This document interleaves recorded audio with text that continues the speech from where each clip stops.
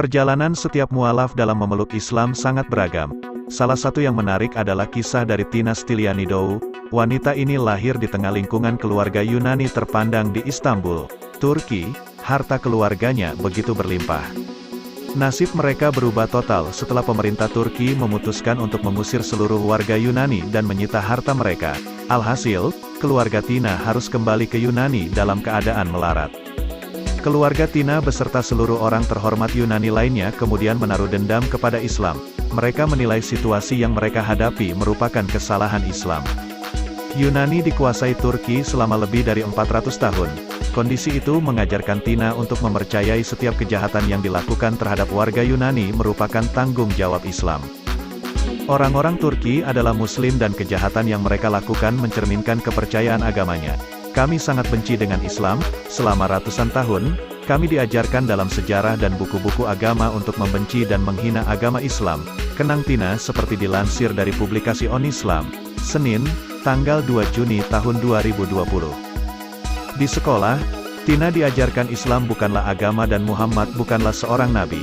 Sosok ini digambarkan hanyalah pemimpin dan politikus cerdas yang mengumpulkan berbagai aturan dan hukum dari berbagai sumber, serta menambahkan beberapa idenya sendiri yang kemudian digunakan untuk menaklukkan dunia.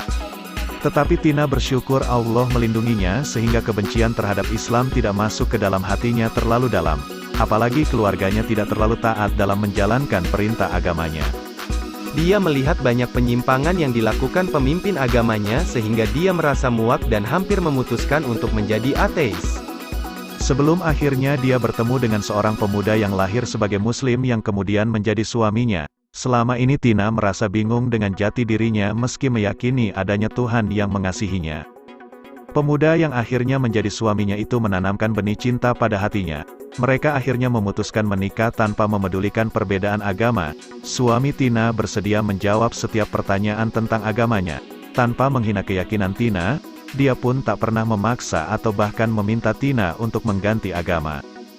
Setelah 3 tahun menikah, Tina memiliki kesempatan untuk mengetahui lebih jauh tentang Islam dan Al-Quran.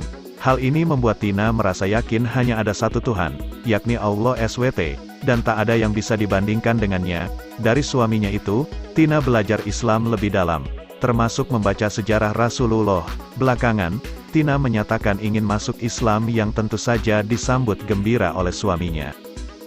Saya menjadi Muslim, dan menyimpan rahasia ini dari keluarga dan teman-teman selama bertahun-tahun. Saya dan suami tinggal di Yunani dan mencoba untuk menjalankan ajaran Islam.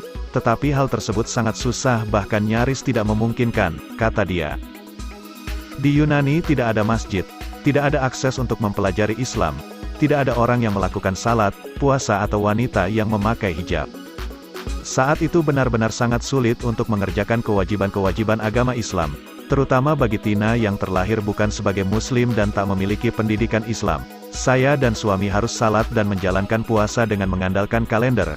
Tidak ada azan yang terdengar di telinga, tidak ada jemaah yang mendukung. Kami merasa setiap hari berjalan mundur, keyakinan kami menurun dan ombak membawa kami, ungkapnya. Kemudian ketika anak perempuannya lahir, Tina dan suami memutuskan untuk pindah ke negara Muslim, untuk menyelamatkan jiwa dan anak kami, jika Tuhan mengizinkan. Kami tak ingin membesarkan anak kami dalam budaya barat yang terbuka hingga dia harus berjuang untuk mempertahankan identitasnya sebagai Muslim dan mungkin akan berakhir dengan kesesatan, ujarnya.